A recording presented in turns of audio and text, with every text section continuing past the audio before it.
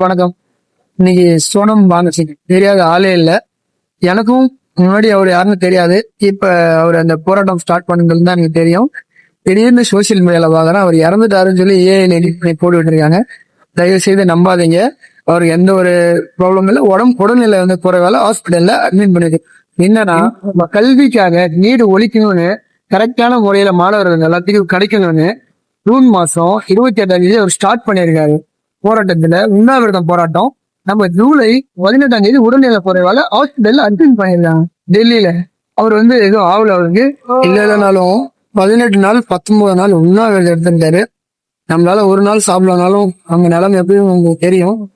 எதுக்காகனா நீடால எவ்வளவு பேர் தமிழ்நாட்டுல இறந்திருக்காங்க, எவ்வளவு இடத்துல நீடால இறந்திருக்காங்க, இறந்துகிட்டு தான் இருக்காங்க. நீங்க நம்ம பெரிய தப்பு என்ன பண்ணிட்டு இருக்கோம்னா, ஒருத்தவங்க இருக்கிறப்ப அவங்களோட அருமை அவங்க பண்ணது எதுவும் தெரியறது இல்ல. இப்ப இவர் இருக்கும் போதே நமக்கு தெரிஞ்சிருச்சு இவர் என்ன பண்ணாரு போனாரு.